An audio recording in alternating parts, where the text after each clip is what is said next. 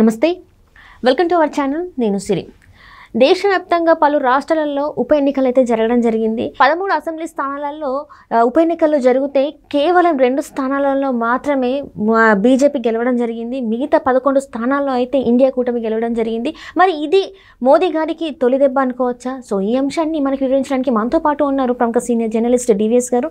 నమస్కారం సార్. నమస్తే సార్, ఇప్పుడు చూస్తుంటే మోదీ గారికి తొలి దెబ్బ తగిలిందేమో అనిపిస్తుంది. ఎందుకంటే కొన్ని రాష్ట్రాలలో, దేశవ్యాప్తంగా కొన్ని రాష్ట్రాలలో ఉప ఎన్నికలు జరిగితే, అంటే 13 అసెంబ్లీ స్థానాలకు ఉప ఎన్నికలు జరిగితే కేవలం 2 స్థానాలకే ఆయన గెలుపు, అంటే బీజేపీకి గెలుపు వచ్చింది. మిగతా స్థానాలలో ఇండియా కూటమికి అయితే గెలుపు రావడం జరిగింది. మరి దీంతో మోదీ గారికి గడ్డు కాలం స్టార్ట్ అయిందని అనుకోవచ్చా?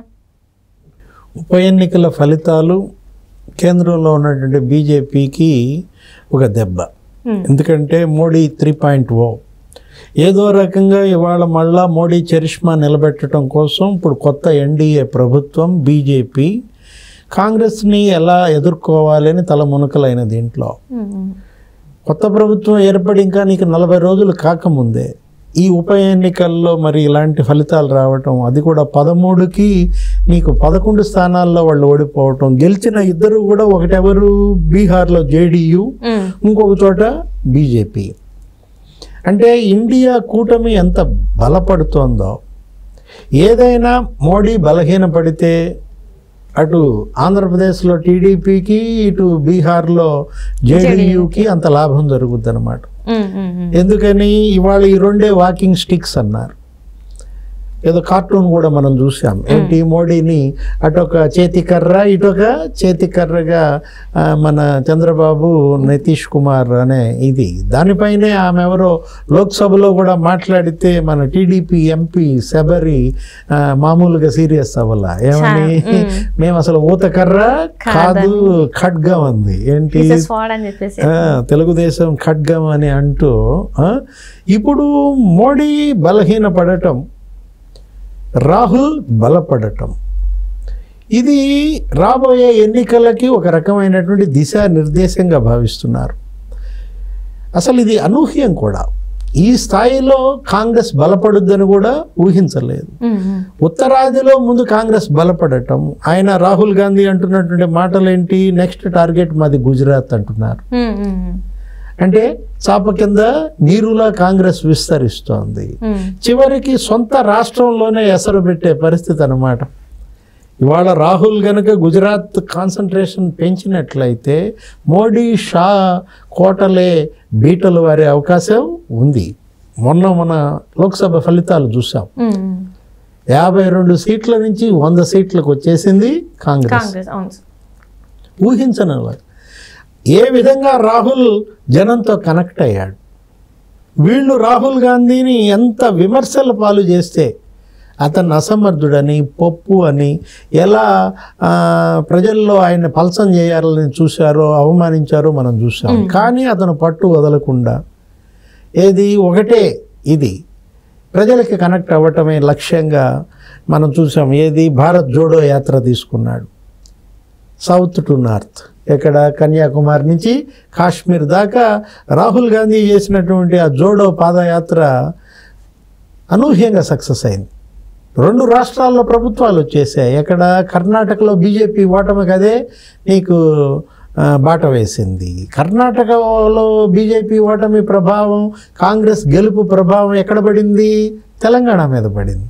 తెలంగాణలో కాంగ్రెస్ ప్రభుత్వం వచ్చేసింది.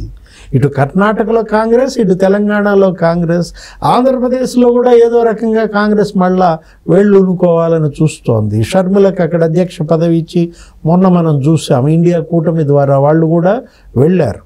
ఆఫ్కోర్స్ ఆశించిన ఫలితాలు ఆంధ్రప్రదేశ్లో రాకపోయినా అటు కుడి ఎడమ 2 చోట్ల కూడా నీకు కాంగ్రెస్ ప్రభుత్వాలు ఉండటం, అక్కడ కర్ణాటకలో డికే శివకుమార్, సిద్ధరామయ్య, తెలంగాణలో రేవంత్ రెడ్డి, శ్రీనివాసులు రెడ్డి, భట్టి, వీళ్ళందరూ కూడా మరి ఆంధ్రప్రదేశ్లో కూడా కాంగ్రెస్ని బలపరిచే ప్రయత్నం చేస్తున్నారు. మొన్న వైఎస్ఆర్ జయంతి సభకు కూడా అందరూ కట్టగట్టుకుని తెలంగాణ మంత్రులంతా కూడా రేవంత్ ఆధ్వర్యంలో వెళ్ళి షర్మిలకు సంఘీభావం ప్రకటించిన నేపథ్యంలో దక్షిణాదిలోనే కాదు, ఉత్తరాదిలో నీకు కాంగ్రెస్ బలపడతాం. దురదృష్టం ఏంటంటే మొన్న జరిగినటువంటి లోక్సభ ఎన్నికల్లో ఇండియా కూటమికి గనక ఇతర పార్టీలు కూడా పూర్తి చిత్తశుద్ధితో అంకిత భావంతో సఖ్యతతో పనిచేసి ఉంటే ఇంకా కనీసం 50-60 స్థానాల్లో గెలిచేవాడు. బీజేపీ గత 3 ఎన్నికల్ని మనం పరిశీలించినట్లయితే నీకు 2014లో మోడీకి ఎన్ని వచ్చాయి? 280 సీట్లు వచ్చాయి. అదే 2019లో వచ్చేసరికి మరి ఆయనకి 303 సీట్లు వచ్చాయి. 303 సీట్లు వచ్చేసరికి వాళ్ళకి కన్ను మిన్ను కానలేదు. ఏంటి, నెత్తికెక్కాయి కళ్ళు. ఇక మోడీ అంటే ఇక అదొక చరిష్మాగా వ్యక్తి ఆరాధనగా మారుతున్న నేపథ్యంలో మోడీని చూసి మోడీ ఓటేయమని అడిగిన నేపథ్యంలో బీజేపీ సైడ్ అయిపోయింది. మోడీ అనేదే ఇవాళ ప్రముఖమైన దీంట్లో. ఆర్ఎస్ఎస్ కూడా కారణం అదే అంది మొన్నటి ఓటమికి. 303 నుంచి ఒక్కసారి సడన్ డ్రాప్ 60 సీట్లు కోల్పోయింది. 2014 కన్నా సీట్లు తగ్గిన నేపథ్యంలో మనం ఊహించలేదన్నమాట ఏది 240కే పరిమితం అవుతుందని. ఇప్పుడు ఇవాళ ఈ పరిస్థితుల్లో ఏం చేసింది? తెలుగుదేశం పైన మరి జేడీయూ పైన ఆధారపడాల్సిన పరిస్థితి. ఇవాళ తెలుగుదేశంతో పొత్తు గనక పెట్టుకోకపోయినట్లయితే బీజేపీ మొన్న ఎన్డీఏలో చంద్రబాబుతో గనక పొత్తు పెట్టుకోకపోయినట్లయితే చాలా మైనస్ అయ్యేది. ఇవాళ ఈ మద్దతు కూడా ఉండేది కాదనమాట. అటు నితీష్ కుమార్ ఇండియా కూటమిలో ఉన్నాడు నిన్నటి దాకా. ఏం చేశాడు? కరెక్ట్గా ఎలక్షన్ ముందు మళ్ళీ జంప్ చేశాడు బీహార్లో. అక్కడ నితీష్ కుమార్ మళ్ళా బీజేపీతో జత కట్టకుండా ఇండియా కూటమిలోనే కంటిన్యూ అయినా, మమతా బెనర్జీ కూడా అప్ అండ్ డౌన్స్ లేకుండా అదే విధంగా ఏది అఖిలేష్ యాదవ్ ఎలా అయితే మద్దతు ఇచ్చాడో సమాజ్వాదీ పార్టీ రాహుల్ గాంధీకి, అలాగే మమతా బెనర్జీ కూడా కనుక పనిచేసి ఉన్నట్లయితే అటు వెస్ట్ బెంగాల్, ఇటు బీహార్, ఇటు ఆంధ్రప్రదేశ్ ఇవన్నీ కూడా గనక నీకు ఇండియా కూటమి గనక జత అయినట్లయితే అసలు బీజేపీ వాళ్ళ ప్రతిపక్షంలో ఉండే పరిస్థితి. రాహుల్ గాంధీ కూడా ఏ లోపాల వల్ల అయితే ఓడిపోయాడో తను ఆ లోపాలను సవరించుకోవాలి ఈ 5 ఏళ్లలో.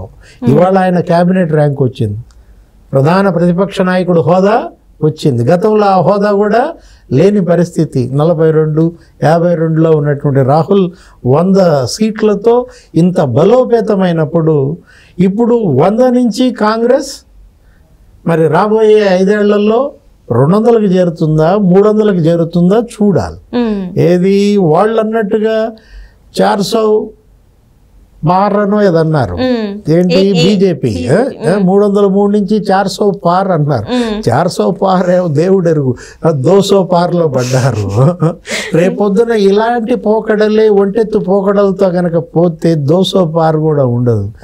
100 పార్లో పడితే కనుక బీజేపీ డోల్ డ్రమ్స్లో పడుతుందన్నమాట. కాబట్టి మోడీ, షా కూడా ఇప్పుడు అక్కడ బీజేపీ పెద్దలు కూడా వాళ్ళు ఏంటి ఇవాళ వాస్తవంలో ఉండాలి, ప్రజల యొక్క ఆకాంక్షలని నెరవేర్చాలా. ఏ వర్గాలనైతే వాళ్ళు దూరం చేసుకున్నారో మళ్ళీ ఆ వర్గాల మద్దతు పొందాలా. రైతులను దూరం చేసుకున్నారు ఆ 3 వ్యవసాయ చట్టాల వల్ల. మళ్ళా రైతులకి ఈ 5 ఏళ్లలో న్యాయం చేయాలి.